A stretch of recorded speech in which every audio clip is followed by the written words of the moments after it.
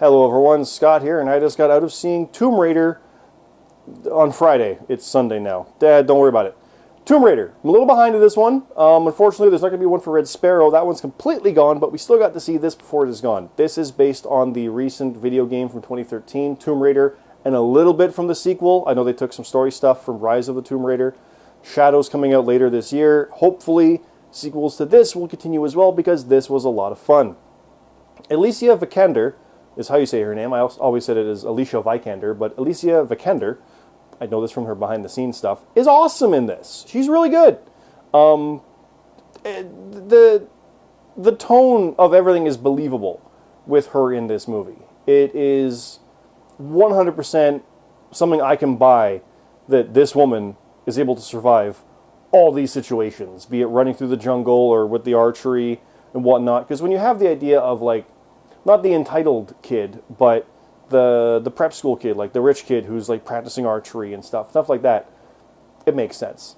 The problem is, this movie takes way too long to get going. But a half hour of the opening is her refusing to believe her dad's dead. It's been 7 years.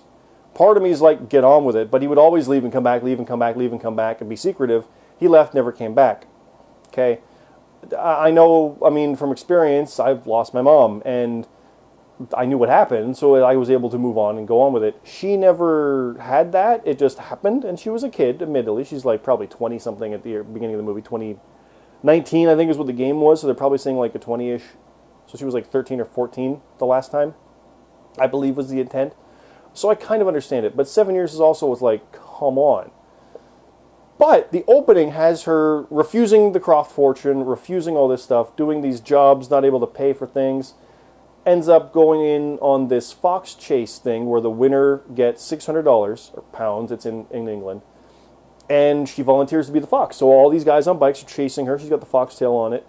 She's got to outrun them. So you see her doing her street smarts and zooming around. There's paint to leave a trail, but she's zooming around doing all this stuff, and it's an interesting action scene because the amount of foreshadowing of this single solitary fox being chased by these numerous hunters in this urban jungle, you get the metaphor already, right?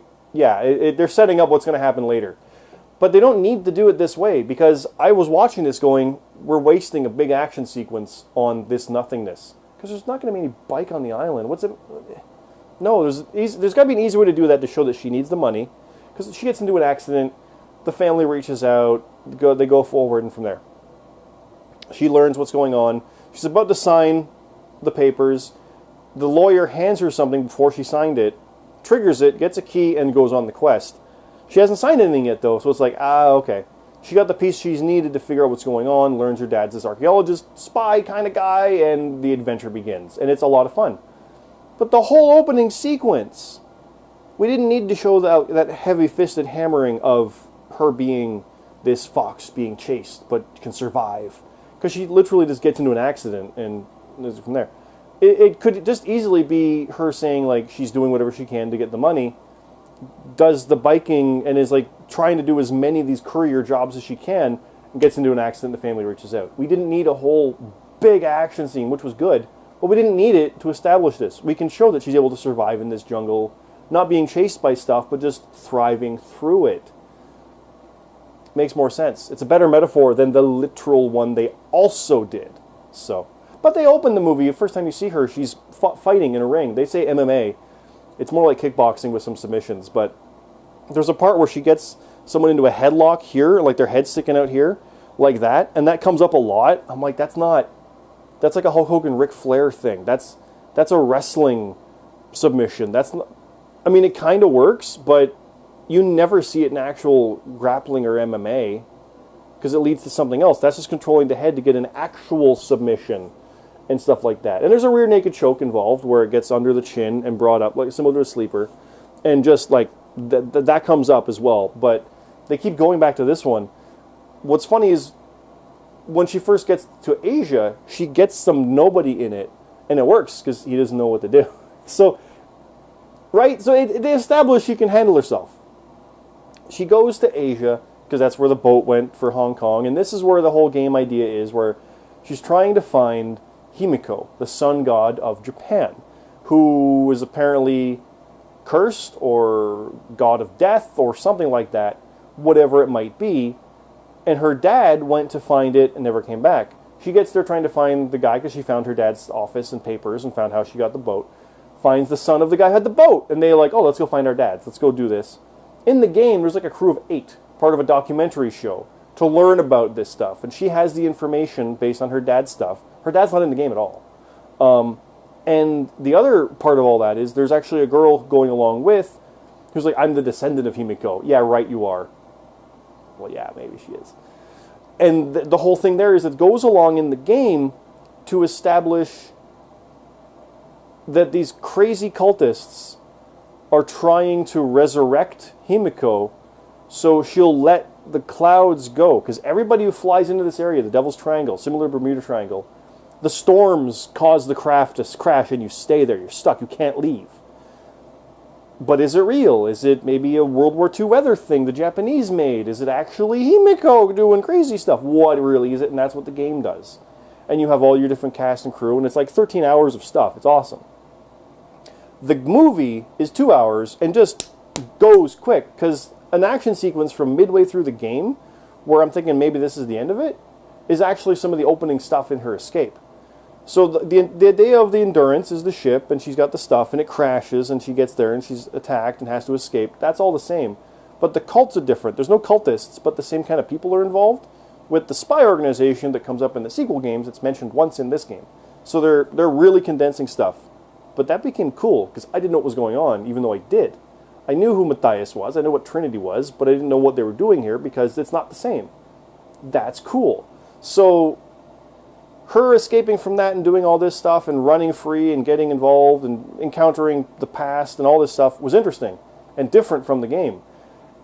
And yet, it's so similar to the game, because the breakneck pace of her just being, like, not reckless, but just blitzing through areas and going through, like, must survive, and someone this nimble and athletic and smart can. That was awesome. That was really good to see. And this is going to sound like a silly thing, but in the game, Lara's put in so many different compromising situations where it's like, and knocking off stuff. Well, Alicia nails it. She's perfect for it. But also she's believable, because when she gets into the situation of a fight, this guy goes after her, and she's fighting back. And this is like, I have to do this. I have to survive. And it's really good. Here's my main problem.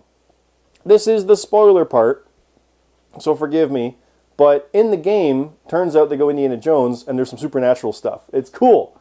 It's like, no, oh, what? Because it's always based on something, and they go full Indiana Jones, so there is some supernatural mumbo-jumbo stuff. It's fun. The movie doesn't. The movie plays on that, and plays with it, and actually goes in a brilliant twist on how they actually implement what's happening. But there's no girl to be resurrected. There's nothing like this. This guy just simply wants the stuff to get out. There is the idea of no one leaves, but it's more the guys won't let you leave because we have to do this. And Trinity won't let the bad guy leave because he has to find the thing.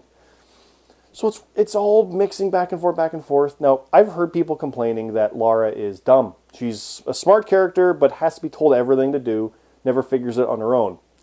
Kind of true. There's one puzzle where they literally just keep trying things like trial and error. They're not trying to solve it. They just, nope. It's dumb.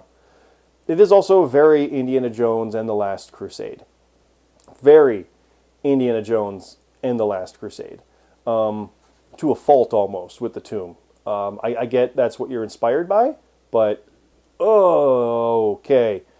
On the flip side, though, it does it very well. This is the Indiana Jones 4 that I always wanted, with Indy and a daughter, which would have been way more fun than Indy and a son, because I'm tired of Spielberg's daddy issues. Overall, the movie was really, really good. And then you think about also, oh yeah, I guess it's a video game movie too. That's how good this is. It doesn't fall into that trap of that. It's just a straightforward, no-nonsense, big, crazy action-adventure movie, which probably lacked something here and there of that next level of awesome, but was still really good. Like a 7 or 8 out of 10 is what we were talking. I'd give it like a 3 out of 5 Letterboxd style. That's probably where I would go with it, but I recommend it easily. It's worth watching. I'm going to pick up the Blu-ray. It's a good one, just to see what happens with this character. and I want more. And thankfully, there are more games, so there we go. But I'll leave it at that. That's that. Thanks for watching. This is Cyclops Scott here on YouTube, on Twitch, on Twitter. I almost forgot that one. GuiltyPleasureCinema.com as well. I am streaming this live on Twitch. Hi, guys. So I got the multi-camera setup going here, but check this stuff out. Sundays at 4, I do Box Officer. I'm on Reckless Eating. I'm on Jobber Radio. All this fun stuff is going on right now. It is a fun, busy time. I've got the ThunderCon stuff also going up, and I'm writing a movie. It's my own, but I'm writing a movie too. So all this stuff is cool. Thanks for watching. See you next time, and there's actually going to be another one coming up shortly, because I did see a Spielberg movie, somehow without daddy issues. Stay tuned for that one. Thanks again.